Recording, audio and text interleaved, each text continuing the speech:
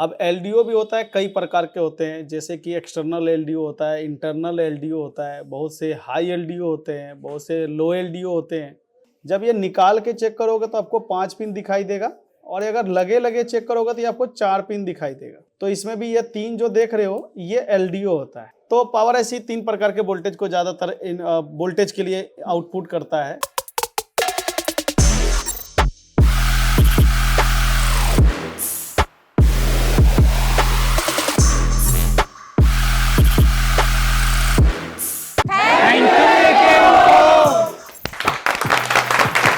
Hello दोस्तों, एके info का YouTube channel में आप सभी का स्वागत है। दोस्तों आज का वीडियो होगा एलडीओ के ऊपर।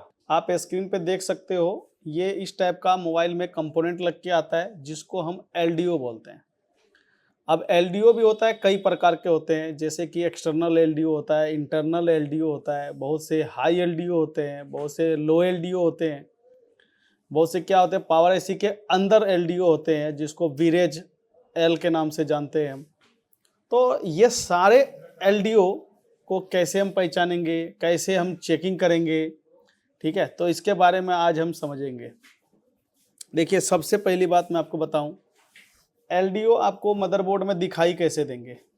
पहला दिखाई देंगे जिसके अंदर 5 पिन होगा। हालांकि अगर ये लगा हुआ रहा तो आपको केवल 4 पिन दिखाई देगा, ठीक है। इस चीज़ का याद रखिएगा क्योंकि ये चीज़ हम आगे जाके रिपीट करने वाले हैं। तो अगर ये लगा हुआ है तो आपको 4 पिन दिखेगा, जैसे कि इधर से 2 पिन दिखेगा, इधर से 2 दिखेगा, 2 दूसरे साइड से दिखेगा। लेकिन अगर आप इसको निकाल के चेक करोगे तो आपको 5 पिन दिखेगा जो एक बीच में होगा, ठीक है। अब ये बीच में जो पिन होगा इसको टोटल गिनती करें तो 5 पिन होगा। जैसे देखिए 1 2 3 4 5, ये 5 पिन हो गया। तो अगर ये लगा हुआ तो आपको 4 पिन ही नजर आएगा, 5 निकालने के बाद आएगा। इसमें से 5 में से 2 पिन हमेशा ग्राउंड मिलेगा इसका, और ये जो बीच वाला ग्राउंड देख रहे हो ना, ये इसकी मजबूती के लिए होता है, ठीक है। बाकी ये जो साइड में ग्राउंड देख रहे हो ना, ये ग्राउंड होना बहुत जरूरी है, नहीं तो ये एलडीओ काम नहीं करेगा। जैसे यहाँ पे देखो दूसरी टाइप का ये एलडीओ आपको दिख रहा होगा, ठीक है। इसमें देखो पिन वाला है ये एलडीओ, ये पुराने हैंडसेट में ज्यादातर देखने को मिलता था। अब अगर ये देखोगे तो ये भी एक बॉल वाले एलडीओ आईसी। अच्छा है, कई बार इसमें 6 बॉल है, कई बार इसमें 4 बॉल ही दिखेगा, ठीक है। ये बीजीए टाइप का एलडीओ है, ये पिन वाले एलडीओ है। ये ओल्ड मोबाइल में आते थे, ये न्यू मॉडल में आपको एलडीओ देखने को मिलेगा, ठीक है। अब इसके कुछ इन्फॉर्मेशन है, जैसे एलडीओ। अब एलडीओ का मतलब क्या होता है? लो ड्रॉप आउटपुट रेगुलेटर, ठीक है। रेगुलेटर क्या होता है? किसी भी वोल्टेज को हम रेगुलेट करके कम कर सकते हैं एलडीओ के माध्यम से। तो एलडीओ का पूरा नाम क्या है? लो ड्रॉप आउटपुट रेगुलेटर, इसको बोलते हैं एलडीओ, ठीक है जी। तो एलडीओ कई बार पावर एसी के अंदर भी होता है, कई बार पावर एसी से बाहर भी होता है।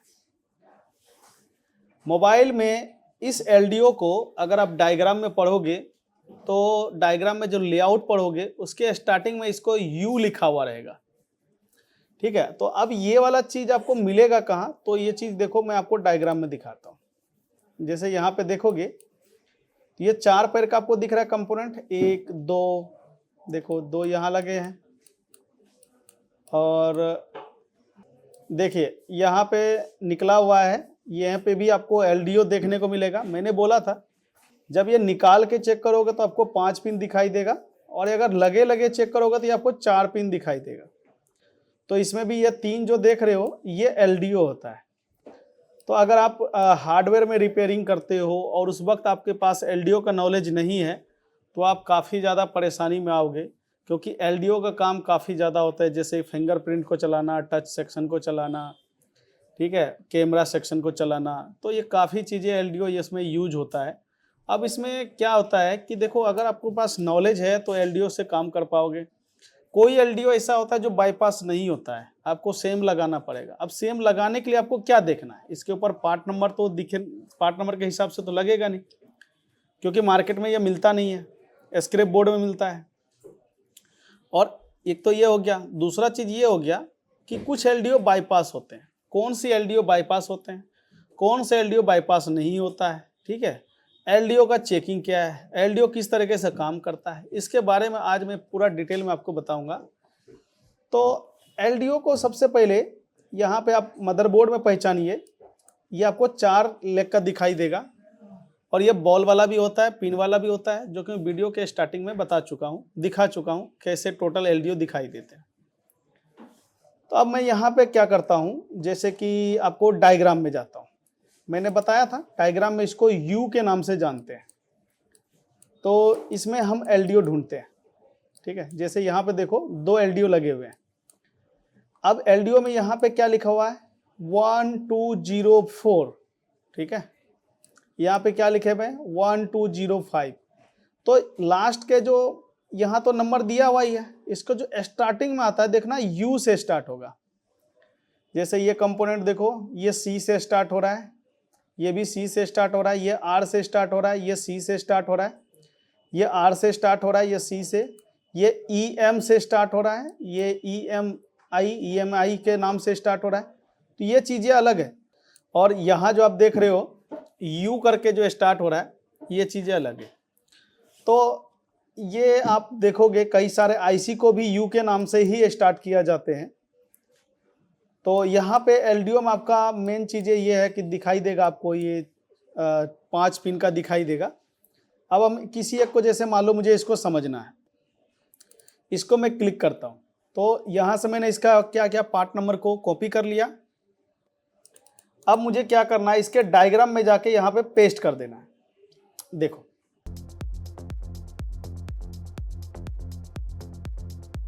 सबसे पहली बात, इसमें आप 5 पिन को गिनती कीजिए एलडीओ का। देखिए 1 2 3 4 5, 5 पिन दिखा। 5 में से 2 पिन आपका ग्राउंड होगा। जो ये 2 नंबर और 5 नंबर देख रहे हो, ये ग्राउंड होगा। अब ये 5 नंबर पहचानना बहुत आसान है। जो मैंने आपको बीच में एक पिन बताया था वो 5 नंबर पिन होगा। अब ये दोनों क्या है, ग्राउंड है। अब 2 ग्राउंड हो गया। अब इसमें से क्या होगा, किसी एक पिन पे इनपुट होगा, ठीक है। तो अब बात करते हैं कि इसका इनपुट हम पहचानेंगे कैसे, ये इनपुट है या ये इनपुट है या ये इनपुट है। देखो इस पे कोड लिखा होगा IN। IN का मतलब होता है इनपुट, ठीक है। कई बार IN की जगह VIN भी लिखा होता है। जैसे कि देखो इनपुट में एक तो क्या लिखा रहेगा, IN, ठीक है। अगर ये IN लिखा हुआ नहीं है तो यहाँ पे लिखा होगा VIN, ठीक है। ये तो 2 वर्ड लिखे रहेंगे, तो आप समझ लेना ये एलडीओ का इनपुट है। अब इनपुट का मतलब क्या होता है, किसी भी आईसी को काम करने के लिए रिक्वायरमेंट वोल्टेज को हम इनपुट वोल्टेज बोलते हैं, ठीक है। आप इसमें क्या करोगे, ये इनपुट में वोल्टेज अब जैसे लगाओगे, लेकिन ये आउटपुट नहीं करेगा, ये रिक्वायरमेंट वोल्टेज है एलडीओ का। तो इसमें क्या लिखा रहेगा, VIN, ठीक है। अब इसी रिक्वायरमेंट वोल्टेज में से ये आउटपुट भी करेगा, लेकिन उसमें कुछ चेंजेस के बाद। अब जैसे यहाँ पे देखो, अब इनपुट में हमारा जो आ रहा है वीरेज आ रहा है, BOB। अब वीरेज क्या होता है, सबसे पहले बात मैं बताऊं, वीरेज जो होता है ना, वो किसी भी पावर आईसी की आउटपुट लाइन को बोलते हैं। जैसे चार्जिंग आईसी जो आउटपुट करता है उसको हम BPH बोलते हैं, ठीक है। चार्जिंग आईसी जो आउटपुट करता है उसको BPH या फिर बीवेड बोलते हैं। जैसे बैटरी कनेक्टर की तरफ आउटपुट करेगा तो बीवेड होगा, और अगर पावर आईसी की तरफ आउटपुट करेगा यानी कि मदरबोर्ड के लिए तो BPH कहलाएगा। अब जो वीरेज होता है वो पावर आईसी का आउटपुट होता है। जैसे वीरेज L होता है, वीरेज S होता है। वीरेज L यानी वोल्टेज रेगुलेटर LDO होता है। वीरेज S मतलब वोल्टेज रेगुलेटर बक होता है। और BOB ये वोल्टेज रेगुलेटर बक और बूस्ट होता है, POB। ये BOB किसका होता है, पावर आईसी का, पावर आईसी का आउटपुट होता है BOB, ठीक है। तो पावर आईसी 3 प्रकार के वोल्टेज को ज़्यादातर वोल्टेज के लिए आउटपुट करता है। तो ये वीरेज BOB जो देख रहे हो ये इनपुट है। तो LDO का इनपुट आपको 2 लाइन देखने को मिलेंगे। एक कौन सा मिलेगा, वीरेज, दूसरा कौन सा मिलेगा, BPH, ठीक है। ये याद रखिएगा, इनपुट में 2 ही लाइन लिखा होगा और इनपुट में 2 ही कोड लिखा होगा, जैसे IN VIN, ये बीरेज बक है ना, बीरेज BOB, या फिर इसका लिखा होगा BPH। अब ध्यान देने वाली बात है, अगर इसमें BPH का इनपुट आ रहा है, BPH यानी कि चार्जिंग IC का आउटपुट हो गया, अगर यहाँ पे BPH आ रहा है लेकिन यहाँ पे हम वो लाइन अगर गड़बड़ हो जाता है तो हम बीबेड भी उसके जगह दे सकते हैं, याद रखिएगा। लेकिन अगर यहाँ पे BOB लिखा है तो हम ना तो यहाँ BPH देंगे और ना ही हम यहाँ पे बीबेड दे पाएंगे, ठीक है। ये प्रोग्रामर वोल्टेज होता है जो फोन ऑन होने के बाद बनता है, ऑफ कंडीशन में नहीं बनता है।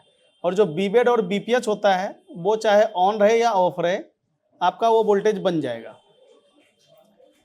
अभी देखिए 4 नंबर पिन पे इन हो रहा है, तो आपको ये VIN का मतलब समझ में आ गया।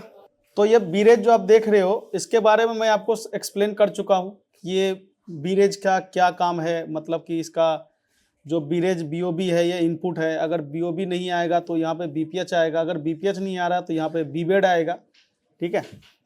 अब यहाँ पे मैं बात करूँ, एक आएगा एनेबल, ठीक है।